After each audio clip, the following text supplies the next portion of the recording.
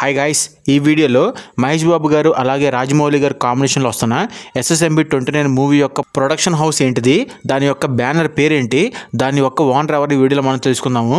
Actually ఈ సినిమాలో ఉండే మన ప్రతి ఒక్క క్యాస్ట్ కూడా తెలుసు. హీరో తెలుసు, హీరోయిన్ తెలుసు, విలన్ తెలుసు, అలాగే మ్యూజిక్ డైరెక్టర్ తెలుసు, డైరెక్టర్ తెలుసు. కాకపోతే మెయిన్ పిల్లర్ అయిన ప్రొడక్షన్ హౌస్ గురించి అయితే మనకైతే తెలియదు. మనం ఇప్పుడైతే వాళ్ళ గురించి అయితే తెలుసుకుందాము.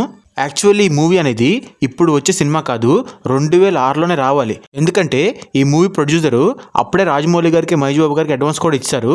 కాకపోతే అప్పటి నుంచి ఇప్పటి వరకు మహేష్ బాబు గారికి రాజమౌళి గారికి కరెక్ట్గా సెట్ అవ్వక ఫైనల్లీ ఇప్పుడైతే సెట్ అయింది.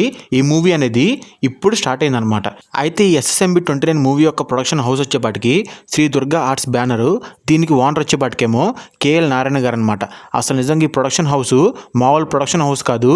ఈ ప్రొడక్షన్ హౌస్ నుంచి వచ్చిన సినిమాలన్నీ కూడాను నెక్స్ట్ లెవెల్ సినిమాలు అనమాట. 1991లో క్షణ మూవీ యొక్క ప్రొడక్షన్ హౌస్ అనేది స్టార్ట్ అయింది. ఆ దెబ్బతో వీళ్ళ దశ మారిపోయింది అనమాట.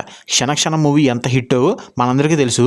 ఆ సినిమా హిట్ అయిన తర్వాత నాగార్జున గారితో హలో బ్రదర్ సినిమా తీశారు. ఆ సినిమా కూడా సూపర్ హిట్. ఆ తర్వాత మళ్ళీ 1996లో మళ్ళీ వెంకటేష్ గారిని పెట్టి ఇంట్లో ఇల్లాలు వంటింట్లో ప్రియురాలు సినిమా తీశారు. అది ఎంత హిట్ మనందరికీ తెలిసిందే. ఆ తర్వాత 1997లో జగత్ బాబు గారిని పెట్టి దొంగాట అని సినిమా తీశారు. అది అట్టర్ ఫ్లాప్ అయిపోయింది. ఆ తర్వాత మళ్ళీ నాగార్జున గారిని పెట్టి సంతోషం సినిమా తీశారు. అది ఎంత హిట్ మనందరికీ తెలిసిందే. అలాగే 2003లో తరుణ్ గారిని పెట్టి నిన్నే ఇష్టపడ్డానని ఒక సినిమా తీశారు. అది అట్టర్ ఫ్లాప్ అయిపోయింది. తర్వాత వచ్చేపాటికేమో 2006లో ఎన్టీఆర్ గారు కృష్ణవంశీ గారి డైరెక్షన్లో వచ్చిన రాఖీ సినిమా తీశారు. అది ఎంత కమర్షియల్ హిట్ మనందరికీ తెలిసిందే.